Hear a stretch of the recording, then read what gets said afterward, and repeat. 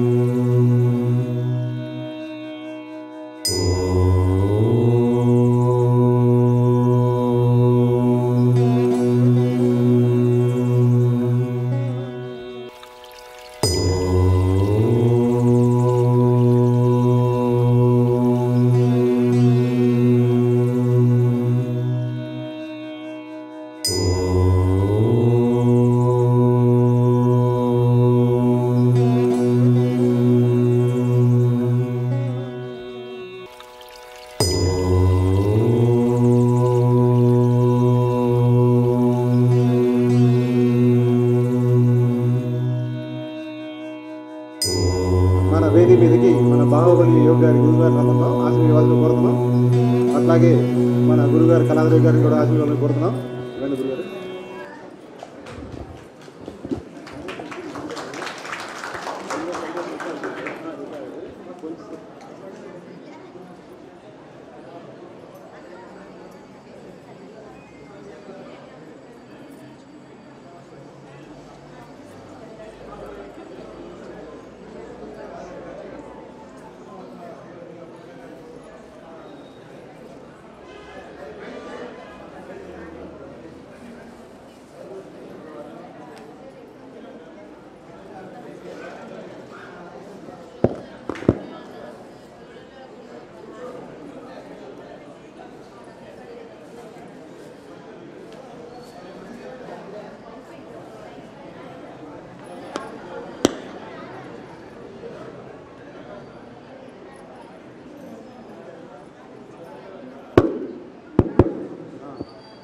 హరి ఓం.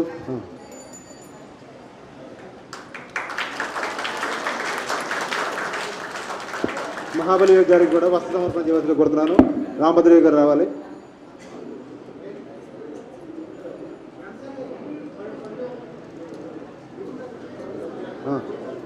బ్రహ్మచారి గారు 2 పళ్ళు ఇవ్వాల్సిందిగా కోరుతున్నాను.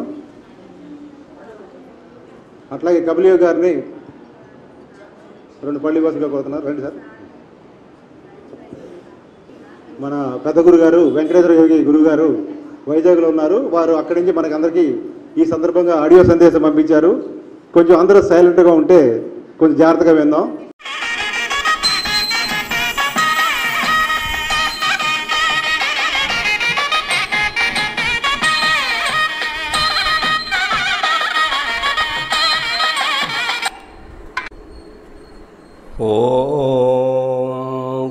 ब्रह्मा गुरुर्विष्णुः गुरुर्देवो महेश्वरः गुरुसाक्षात् परब्रह्म तस्मै श्रीगुरवे नमः।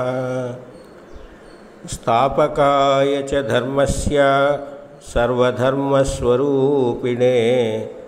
अवतारवरिष्ठाय श्री तत्वानंदस्वामिने नमः।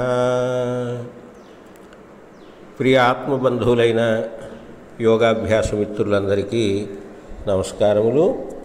మనం ఈరోజు ఈ సత్సంగ విశేషాన్ని యోగ శిక్షణా శిబిరం ముగింపు సందర్భంగా ఏర్పాటు చేసుకున్నాం. భగవంతుడు యోగం చేసేటటువంటి భాగ్యాన్ని మనకు కల్పించటం గొప్ప విశేషం. ఎందుకని అంటే ఈ యోగాన్ని అందరు మానవులు చేయలేరు. వారికి పూర్వజన్మ సుకృత విశేషం ఉన్నప్పుడు మాత్రమే వారు ఈ యోగాన్ని అభ్యాసం చేయగలుగుతారు.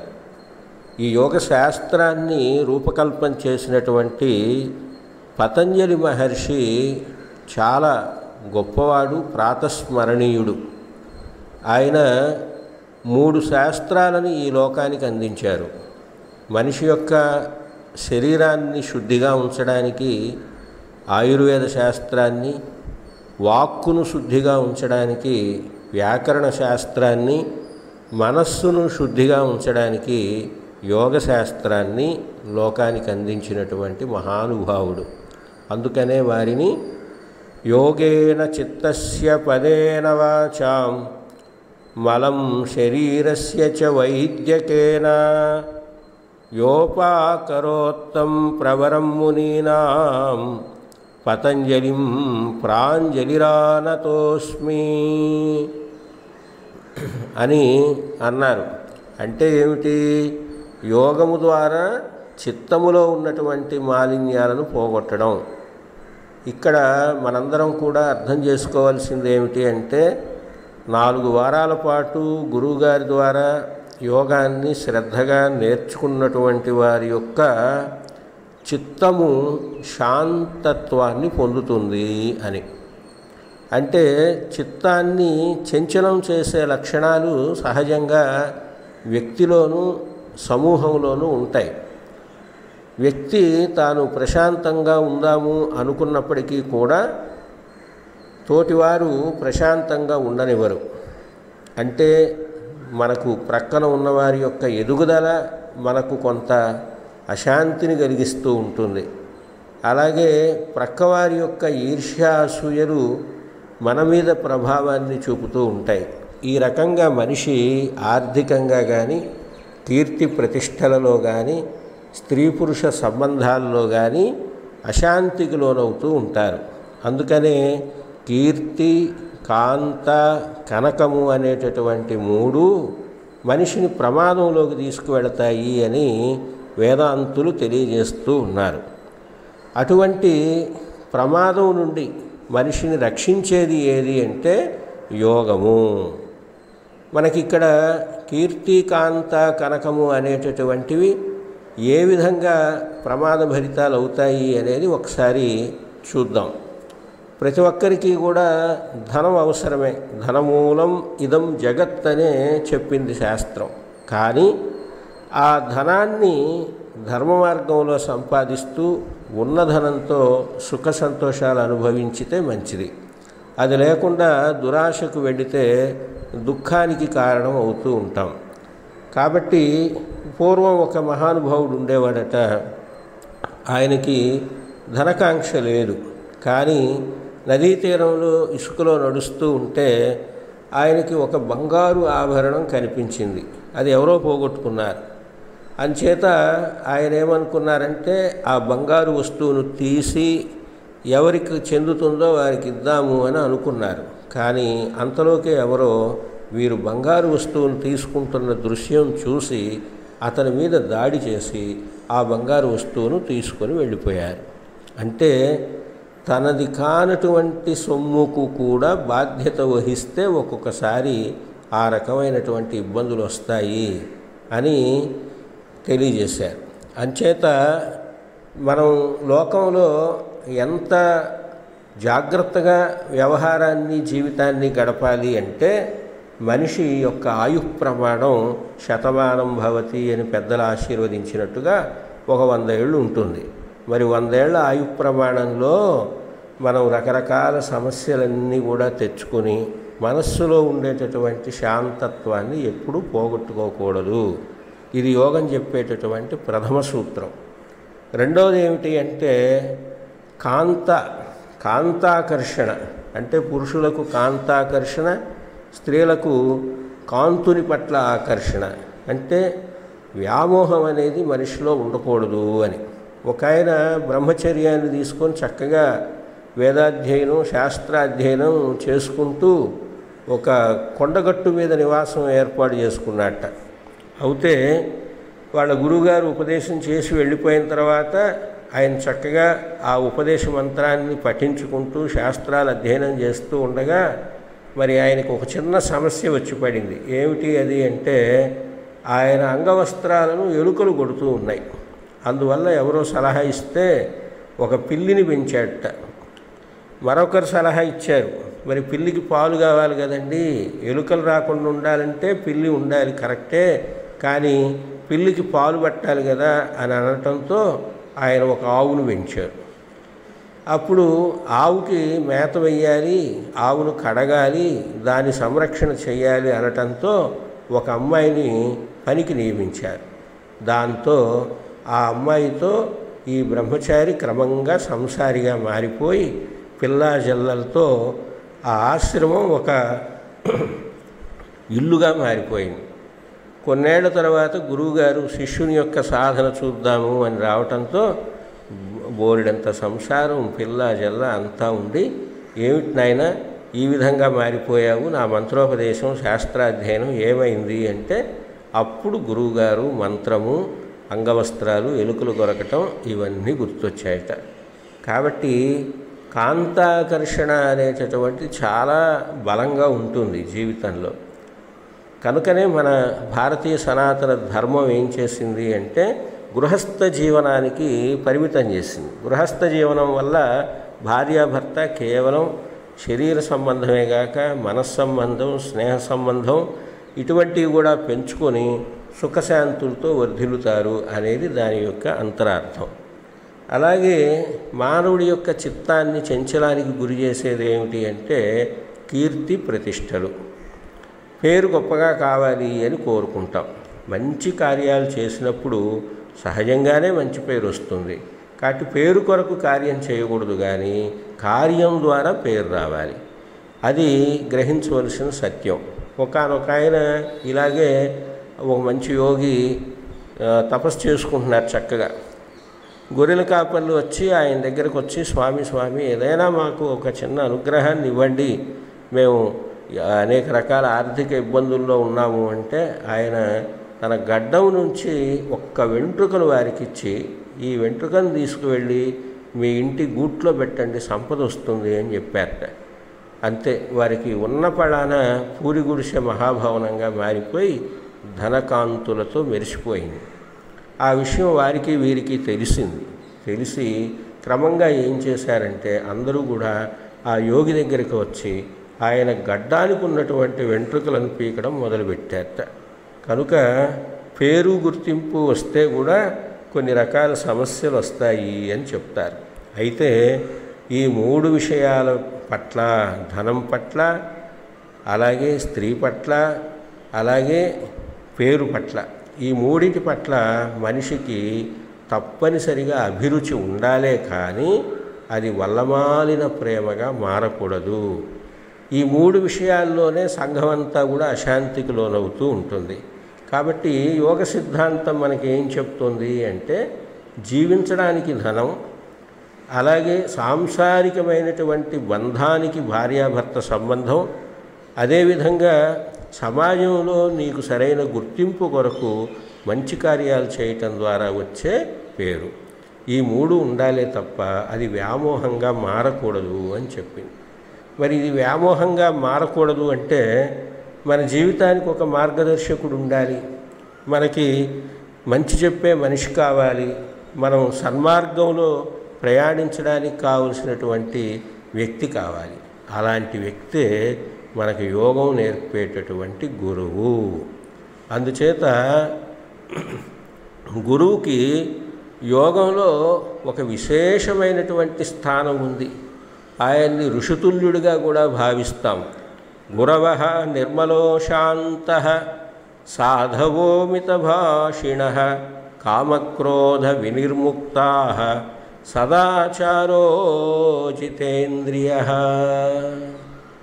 అంటే గురువు నిర్మలమైనటువంటి అంతరంగంతో ఉండి కామక్రోధాదులనేటటువంటి అంతఃశత్రువుల పట్ల నిఘా ఉంచి నిత్యం సాధన చేస్తూ మంచి మాటలు మాట్లాడి స్నేహ సహృదయత్వాన్ని కలిగేవాడే గురువు అని మన పూర్వీకులు తీర్మానించారు. అందుచేత మన యొక్క శ్రీ వెంకటేశ్వర యోగ సేవా కేంద్రం అనేటటువంటి ఈ సంస్థలో చక్కటి శిక్షణనిచ్చి మన అంతరంగంలో ప్రశాంతతను నెలకొల్పేందుకు కావలసినటువంటి యోగ మార్గాన్ని చూపే గురువులు ఉండడం విశేషం. అటువంటి గురువులలో భవానీపురం శాఖను నిర్వహిస్తున్నటువంటి శ్రీ కళాధర యోగి గురూజీ కూడా అలాంటి శ్రేష్టమైన స్నేహ సంబంధమైన ప్రేమపూర్వకమైన మనస్తత్వం కలిగినటువంటి మనిషి. అందుచేత అందరూ కూడా ఇక్కడ అదృష్టవంతులే, చక్కగా అభ్యాసం చేసుకోగలగడం.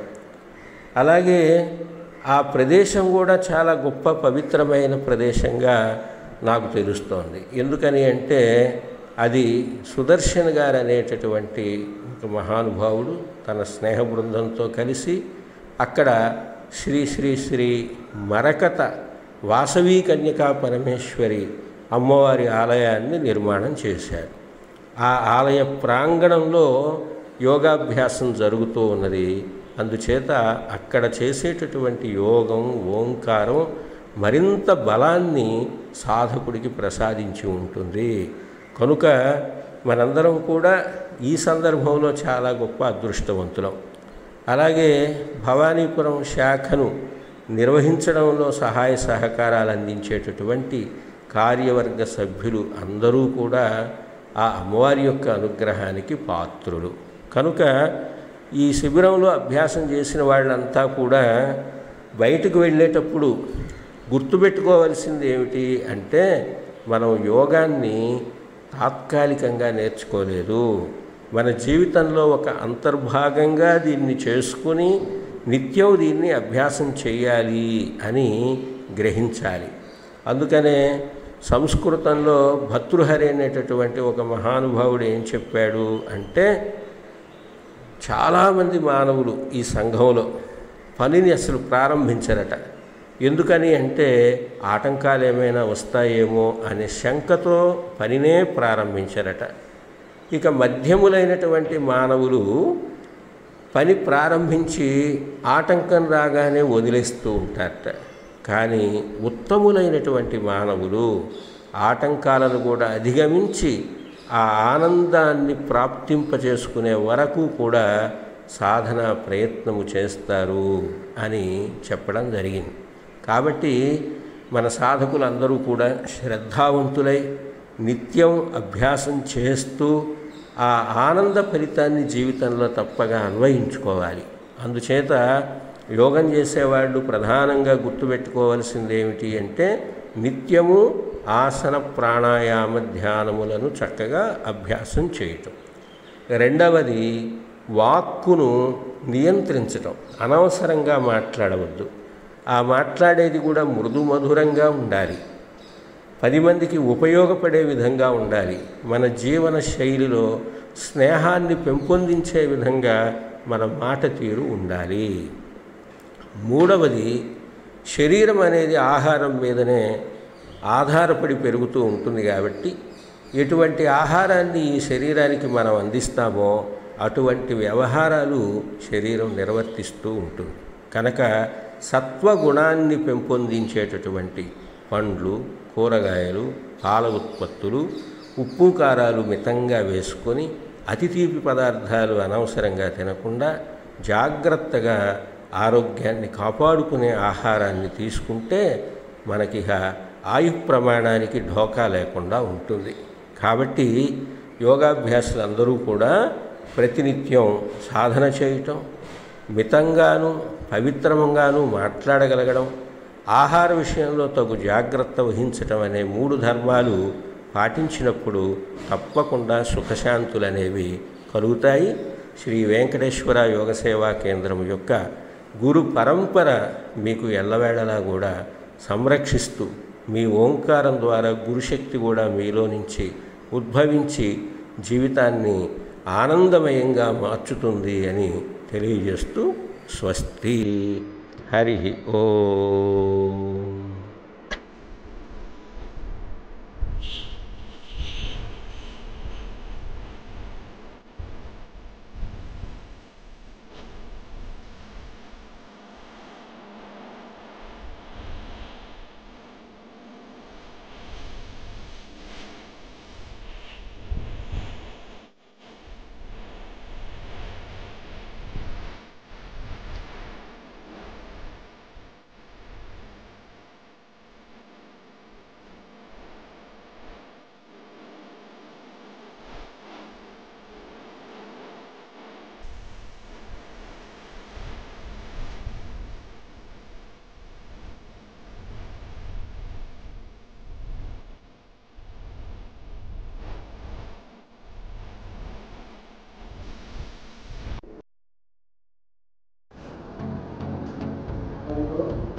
గురుగారి సందేశం వినాలంటే చాలా ఆనందంగా ఉంది. చాలా మంచి ప్రసంగం వినిపించడం చాలా బాగుంటుంది. కొంచెం ఒకసారి అందరూ కూడా గట్టిగా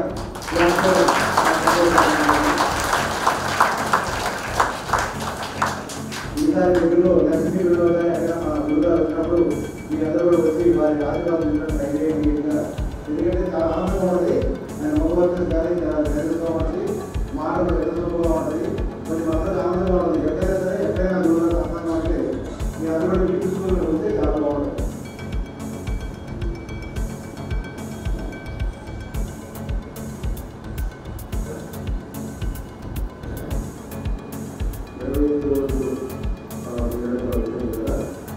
అందరికీ బాగుందా లేదా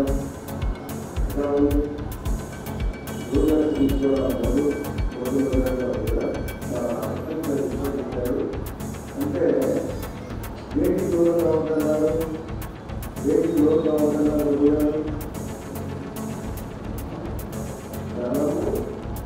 తర్వాత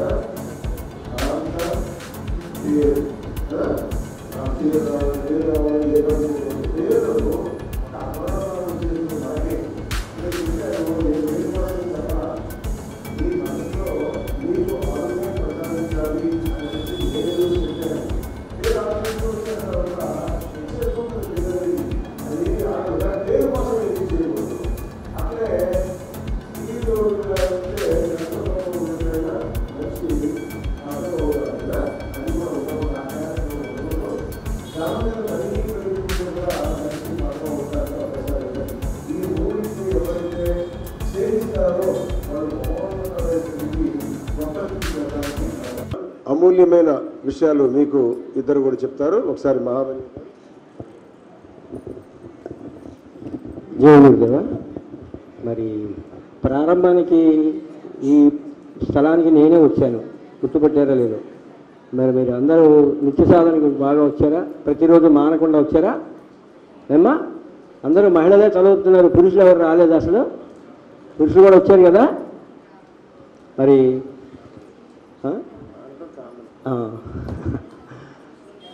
అయితే మనం ఎంతో కష్టపడి గృహాన్ని నిర్మించుకున్నాం. అంటే ఈ 28 రోజుల్లో కూడా యోగ సాధనతో ఆరోగ్యమైన శరీరం అనే గృహాన్ని నిర్మించుకున్నాం. మరి అక్కడ గృహప్రవేశం అవుతాం. గృహప్రవేశం అయిన తర్వాత ఆ ఇల్లు అలా వదిలిపెట్టేస్తామా? ఏం చేస్తాం? తాళం వేసేస్తామా? అద్దెకిస్తామా? ఎవరికన్నా అవకాశం ఉంటే మనం ఉండి, ఇంకా అవకాశం ఉంటే అద్దెకిచ్చి అద్దె ఫలాల్ని పొందుతూ ఉంటాం. మరి ఇక్కడ ఈ శరీరం అనే గృహంతో యోగాభ్యాసం చేసి ఈరోజు గృహప్రవేశం అయ్యాం. మరి గృహప్రవేశం చేసిన దాన్ని ఏం చేద్దాం? అద్దెకిద్దామా? తాళం వేసేద్దామా? ఏమ్మా ఏం చేద్దాం? ప్రతిరోజు కూడా సాధన చేయాలి. సాధన చేయకపోతే అది విషంగా మారుతుంది. అందుకనే ఒక మహానుభావుడు ఏం చెప్పాడంటే, అనభ్యాసే విషం విద్య, అనభ్యాసే విషం విద్య. నేర్చుకున్న విద్యని ప్రతిరోజు అభ్యాసం చేయకపోతే అది విషంగా మారుతుంది. అదేంటండి విద్య విషంగా మారటం ఏంటి? పుస్తకాల్లో ఉంటుంది కదా, లాకర్లో పెడితే లాకర్లో ఉంటుంది కదా అనుకుంటాం. మీకు ఉదాహరణ చెప్తాను. నేను డాక్టర్ బాగా చదివానండి, పెద్ద బిల్డింగ్లో బోర్డు కూడా పెట్టాను. అయితే నేను ఏ రోజు కూడా హాస్పిటల్కి వెళ్ళట్లేదు. మరి పేషెంట్స్ వస్తారా? ఒకవేళ నాకు డబ్బు ఉంది, పేరుందని చెప్పి పేషెంట్స్ వచ్చారనుకోండి, పేషెంట్స్కి నేను ఎలా సేవ చేయగలను? పేషెంట్స్కి ఏమన్నా సేవ చేయగలనా? వాడు తలనొప్పితో వస్తే నేను కాలు నొప్పికి మందిస్తాను. ఎందుకంటే నాకు సాధన లేదు కదా, ప్రాక్టీస్ లేదు కదా. అప్పుడు ఏమవుతాడు? వాడు చనిపోతాడు, నాకు చెడ్డ పేరు వస్తుంది. అలాగే అనభ్యాసే విషం విద్య అంటే అది అర్థం. ప్రతిరోజు ప్రాక్టీస్ చేయాలి. Practice makes perfectness, otherwise that is transform into poison. ఇంకొకటి ఉదాహరణ, పెద్ద లాయర్ చదివారండి బాగా. మరి ప్రతిరోజు ఏం చేయాలి? లాయర్ గారు ఇంకొక పెద్ద లాయర్ దగ్గరికి వెళ్ళి వారు ప్రాక్టీస్ చేయాలి. లేకపోతే ఏమవుతుంది? కోర్టులో కేసు వేశారు, ఎవరో ఈయన దగ్గరికి వచ్చారు, అయ్యా మా కేసు వాదించండి, మీకు చాలా ఫీజు ఇస్తామని. అక్కడికి వెళ్ళి వాదించడం రాకపోతే ఏమవుతుంది? ప్రతివాదులకు లాభం చేకూరుతుంది. తద్వారా ఏమవుతుంది? ఈయన కేసు ఓడిపోతాడు, డబ్బులు ఇచ్చిన వ్యక్తి ఈయన్ని హింసిస్తాడు కదా. అదే ప్రాక్టీస్ మేక్స్ పర్ఫెక్ట్నెస్ అంటే అనభ్యాసే విషం విద్య. ఇంకొకటి ఏంటంటే అజీర్ణే భోజనం విషం. మనం తీసుకున్న ఆహారం కానీ జీర్ణం కాకపోతే అది విషంతో సమానం అవుతుంది. ఎందుకని? ఆహారం తీసుకుంటాం.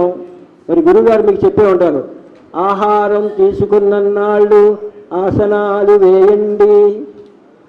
ఏమ్మా ఆహారం తీసుకోకపోతే ఏం చేయాలి? మనం ఆసనం మానేయాలా? లేకపోతే ఆసనం మానేయడం కోసం ఆహారం మానేద్దామా? అమ్మో ఇంకేమైనా ఉందా? అందుకని ఆహారం తీసుకోవాల్సిందే, ఆసనాలు కూడా వేయాల్సిందే. అనభ్యాసే విషం విద్య, అజీర్ణే భోజనం విషం. విషం సభాదరిద్రస్య అంటే చాలామంది ఇక్కడ ఉన్న వాళ్ళలో నాకంటే వక్తలు ఉండొచ్చు, కానీ యోగాకు సంబంధించిన సబ్జెక్టులో మాత్రం మాకు కొంచెం గురువు గారి యొక్క సెషన్ ఉంది కాబట్టి ఒక 4 మాటలు వాళ్ళకంటే ఎక్కువగా చెప్పగలం. వాళ్ళు ఏమనుకుంటారంటే నేనైతే ఇంకా బాగా చెప్తాను, అలాగే అంటాను, ఇలాగంటాను. ఇప్పుడు చూడండి, క్రికెట్ ఆడుతున్నప్పుడు చూస్తుంటారు టీవీలో, వాడు అలా కొట్టాడేంటి, నేనైతే సిక్సర్ కొట్టేవాడిని అంటాడు. వీడికి బ్యాట్ ఇచ్చామనుకోండి కాళ్ళు చేతులు ఉడిగితే తప్ప బ్యాట్ కూడా ఎత్తలేడు. అలాగే కొన్ని దాబాబు వచ్చి మాట్లాడని చెప్పి మైక్ ఇచ్చామనుకోండి బట్టలు తడిసిపోతుంది తప్ప నోట్లోంచి ఒక్క మాట కూడా రాదు.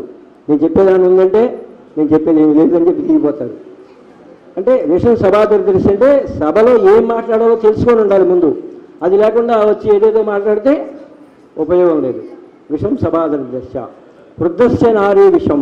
మరి ముసలి వ్యక్తికి పడుచుబారిని పెళ్ళంగా చేస్తే మరి వాళ్ళిద్దరికి ఏమైనా శక్యత ఉంటుందా? అమ్మగారి కోరికలేమో గుర్రాలే పరిగెడుతుంటే ఈయన నడవలేని స్థితిలో ఉంటాడు. అందుకని ఏంటంటే ఆ విధంగా కూడా సరైనటువంటి విధానం కాదు. అందుకనే ఆసనాలు తీసుకున్నన్నాళ్ళు, ఆహారం తీసుకున్నన్నాళ్ళు ఆసనాలు వేయండి, ప్రాణం ఉన్నన్నాళ్ళు ప్రాణాయామం చేయండి, మీ ఆత్మ ఆనందంలో ఓలలాడుతుంది.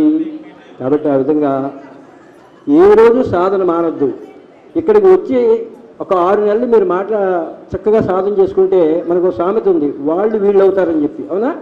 కేవలం ఇక్కడికి సాధన కోసమే రండి. ఇక్కడికి వచ్చి ఏ విషయాలు మాట్లాడుకోవద్దు.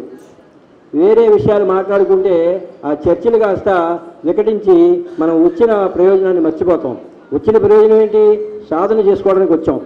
అది మానేసి వేరే విషయం మాట్లాడుకుంటే సాధన కుంటుపడుతుంది. ఎడముఖం పెడముఖంగా మిత్రులుగా వచ్చిన వాళ్ళు శత్రులుగా మారుతారు. కాబట్టి ఎప్పుడు కూడా సాధన మాత్రమే చేయండి. ఏ రోజు సాధన మానొద్దు. సాధన మానితే మనకి మనం శిక్ష వేసుకోవాలి. ఏంటో శిక్ష ఏమ్మా? ఏంటి ఆ శిక్ష? ఏమిటి? భోజనం మానేయటం. కాబట్టి శిక్ష మనకి మనం భోజనం మానేయటమే. మరి భోజనం మాందామా, సాధన చేసుకుందామా?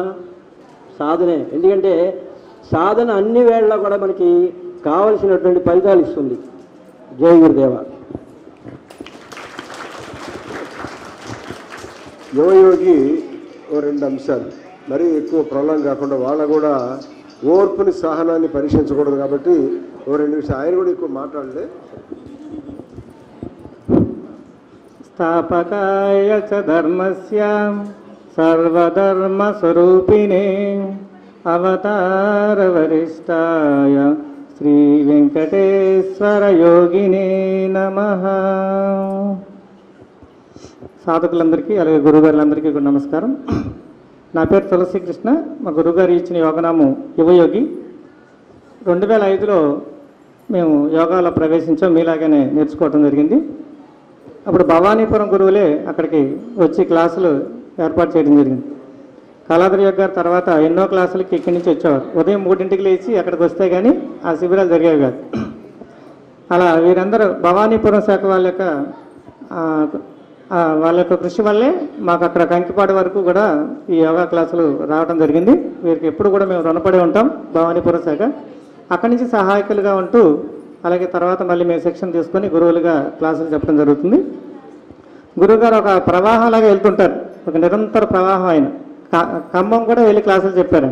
చూడండి, అది ఎంత త్యాగభావం ఉంటే కానీ, సమర్పణాభావం ఉంటే కానీ ఇలా జరగదు. అలాగే ఒక మూలస్తంభంలాగా వెంకటేశ్వర యోగ సేవా కేంద్రానికి గురువుగారు ఎప్పుడు అందరికీ ప్రేరణ ఇస్తూ ఉంటారు. ఆయన పరుగులు తీస్తున్నారు, మనం కూడా అడుగులన్నా వేయాలని చెప్పి ఆయన అడుగుదడలు అట్లా పరుగులు తీసే ప్రయత్నం, మేము కూడా అడుగులన్నా వేసే ప్రయత్నం చేస్తుంటాం. కానీ ఆయన వేగాన్ని అందుకోవడం చాలా కష్టం. చాలా అత్యద్భుతంగా ఆయన పూర్తిగా అంకిత భావంతో ఆయన ఈ క్లాసులను నిర్వహిస్తూ వెంకటేశ్వర యోగ సేవా కేంద్రానికి ఒక మూల స్తంభంలాగా నిలబడ్డారు. మరి ఇక్కడికి మా దాకా కూడా అంత దూరం కూడా వచ్చి చెప్పాలంటే ఇప్పుడు ఎవరు వచ్చేవాళ్ళు కూడా లేరు. అట్లా వారు చెప్పడం జరిగింది. అలాగే మరి మనం నేర్చుకున్నప్పుడు కొంత ఫలితాలు వచ్చినాయి. ఒక 28 రోజుల్లో మనం రోజుకు 2 ఆసనాలు నేర్చుకున్నాం, ప్రాక్టీస్ చేసాం. కొద్ది ఫలితాలు వచ్చినాయి. అంటే సాగర మదనలో మనకి ముత్యాలు, రత్నాలు అలాగే ఇట్లాంటి ఎన్నో వచ్చినాయి. కానీ లక్ష్యం ఏంటి? అమృతాన్ని సాధించాలి. అమృతత్వాన్ని మనం సాధించాలంటే నిత్య సాధన మహాయజ్ఞం అనేది జరగాలి. ఆ యజ్ఞంలోనే ఫలితాలన్నీ పొందగలుగుతాం. చిన్న సమస్యలు పోయే ఉంటాయి ఇప్పటి, కానీ దీర్ఘకాలికంగా సమస్యలు ఉంటాయి కదా, అవన్నీ నిదానంగా ప్రతిరోజు సాధన చేయటం వల్ల మాత్రమే మనకి లభిస్తాయి. ఇది వ్యక్తిగతం కదా, ఎవరికి వాళ్ళే వ్యక్తిగతం. మన కుటుంబానికి సంబంధం కూడా లేదు. మన వ్యక్తిగతంగా మన కోసం మన సమయం కేటాయించుకొని మనం ఈ సాధన చేసుకోవాలి. మన మిగతా సమయం అంతా కుటుంబం ఇస్తాం, సమాజానికి అందరికీ సేవ చేస్తాం. కానీ మన వ్యక్తిగతంగా మనం సాధన చేసుకుంటేనే ఫలితాలు వస్తాయి. మన సంపూర్ణమైన ఆరోగ్యంతో ఉంటే మన కుటుంబానికి అలాగే సమాజానికి కూడా సేవ చేసే అవకాశం ఉంటుంది. కాబట్టి సంపూర్ణ ఆరోగ్యానికి సంబంధించి మన గురువుగారు ఒక వరప్రసాదంగా మనకి ఇచ్చారు. మేము ఎన్నో సమస్యలు బాధపడేవాడిని నేను కూడా. ముక్కు కారిపోతుండేది, నిరంతరం జలుబు ఉండేది, ఆయాసం వచ్చేది. ఇవన్నీ కూడా ఈ సాధన క్రమంలో మర్చిపోయాం. ఇప్పుడు ప్రస్తుతం అటువంటి సమస్యలు ఏమి లేవు. నిరంతరం మంచులో తిరిగినా, చన్నీళ్ళు స్నానం చేసిన ఏ సమస్యలు లేవు. ఇదంతా మా సాక్ష్యం అన్నమాట. ఇది మా అనుభవం. ఇలాంటి అనుభవం అందరికీ కూడా కలగాలి, మంచి జరగాలనే ఉద్దేశంతో ఈ గురువు గారులందరూ కూడా స్వచ్ఛందంగా వీళ్ళందరూ కూడా చేస్తున్నారు. వాళ్ళందరినీ కూడా మనం కూడా గురువులు కూడా గురు పరంపరలోకి మనం కూడా రావాలి. అది కూడా ఒక మనసులో అనుకోవాలి. మీ అందరూ కూడా ఏమైనా గురువులుగా అవుతాము అట్లా ఉద్దేశం ఉంది. చేతులు ఎత్తండి, ఎవరిని ఉన్నారేమో. మీరు ఇంకా త్వరగా అవుతారు. మేము ఎన్నో సంవత్సరాలు కృషి చేస్తే కానీ అవ్వలేదు. కానీ గురువుగారి సారథ్యాలు మీరు వెంటనే 5-6 నెలలని మీరు గురువులు అవ్వచ్చు. ఎందుకని అత్యద్భుతమైన సబ్జెక్టు, అలాగే నేర్పగలిగే అవకాశం ఆయనకు ఉంది. చేతులు ఎత్తాను, నేను ఒక్కడే ఎత్తాను. అప్పుడు 100 మంది శిబిరంలో నేను ఒక్కడే చేయెత్తాను. చుట్టూ చూస్తే ఎవరు కనిపించట్లేదు, ఎవరు ఎత్తట్లేదు. కానీ కొన్నాళ్ళకి ఆ స్వామి అనుగ్రహంతో ఇవి ఎత్తడం వల్ల, చేయెత్తడం వల్ల మనం అయ్యామా అనుకున్నాం. అంటే ఆ కొద్దిగా ఆ భావన కూడా ఉండాలి. మనం కూడా గురు పరంపరలో ఒక భాగం అవ్వాలి. అలాగే విస్తృతంగా వ్యాప్తి జరగాలంటే మీరే అందరూ గురువులు అవ్వాలి. కాబట్టి ఆ విషయాన్ని మీరు మనసులో పెట్టుకుని సాధన చేస్తారని కోరుకుంటున్నాను. ధన్యవాదాలు. ముఖ్యంగా ఈ మరకత్త వాసవి కళ్యాణ సెక్రటరీ గారు 2 అమూల్యమైన విషయాలు చెప్తారు.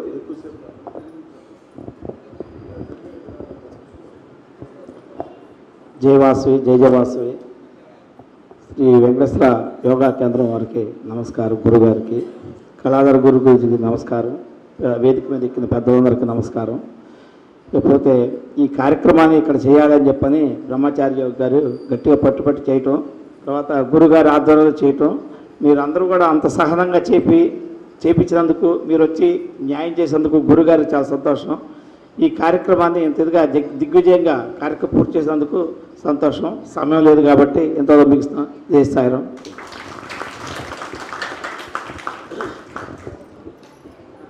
మరి ఇంత అమూల్యమైన ప్రదేశం, ముఖ్యంగా కళ్యాణ మండపాలు జరుగుతుంటే వాళ్ళకి డబ్బులు వస్తాయి, మనకిస్తే వస్తాయి, మనకేమి కరెంటు బిల్లు కూడా కట్టం ఆఖరికి.